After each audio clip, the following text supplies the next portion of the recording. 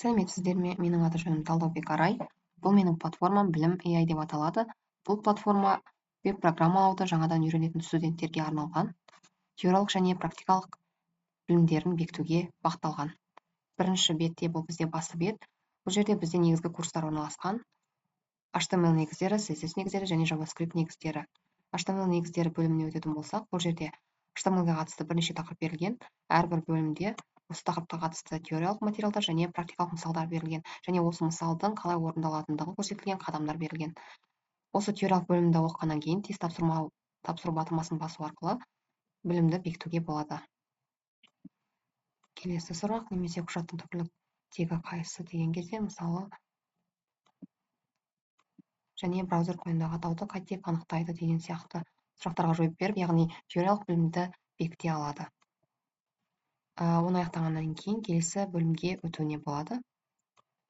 Келесі бөлімде де тест тапсыру арқылы алған білімдерін бекіте алады.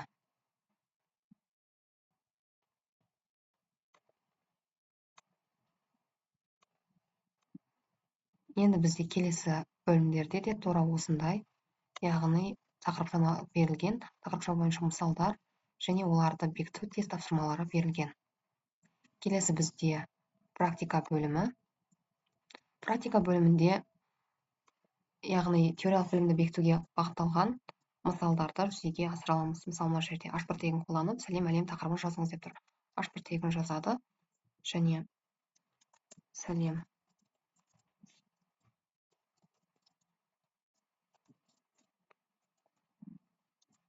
міндетті түрде текті жауапты ұмытпаймыз.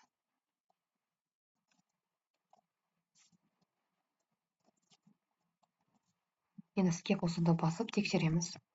Яғни нәтиже бөлімінде бізде браузердегідей шығарады екен. Келесі CSS бөліміне өтеміз. CSS-те бізде мына жерде H1 тегінің мәтінін қызыл түске ауыстыр деп тұр. H1 деген жерге, мысалы, color red. Іске қосу қызыл.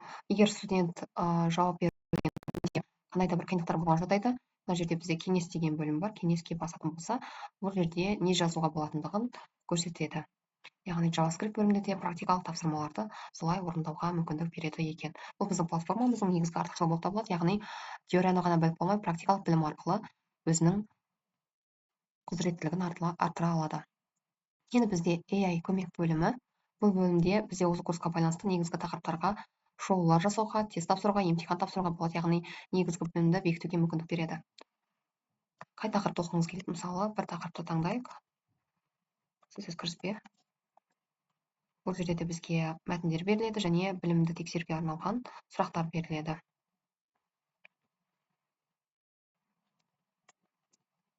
Ол көмекшіні де балалар өздерінің білімдерін бекіту үшін қолдана алады.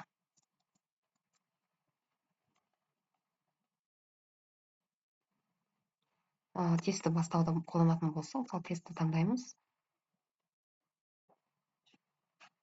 Өрісті міндетті ету үшін қай? Мысалы, бұл бізде В жауабы болатын болса. Келесіде де бізде В жауабы.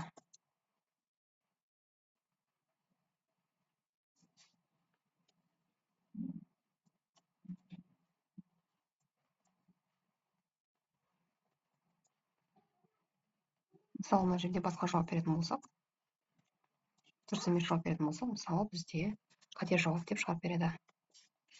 Мына жерде, мысалы, қате жауап беріп көрейік.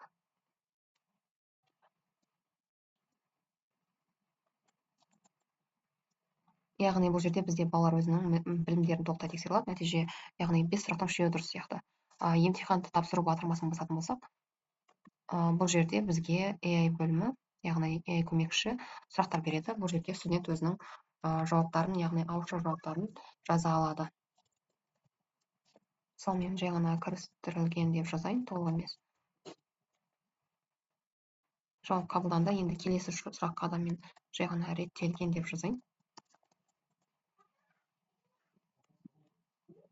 Құрылымын сипаттаңыз дейді. Бұл жерге де мысалы жай ғана P деп жазып кетейін. Енді келесіде дұрыс жауап жазатын болсақ,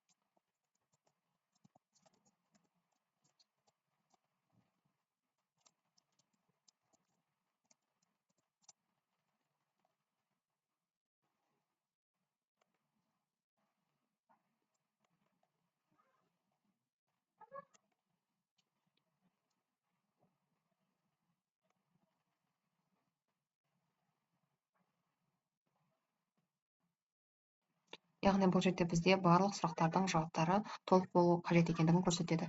Бұл студенттің білімін бекітуге және сұрақтарға жауап беруде қиналатын сұрақтарын қайтадан материалды оқуға мүмкіндік береді.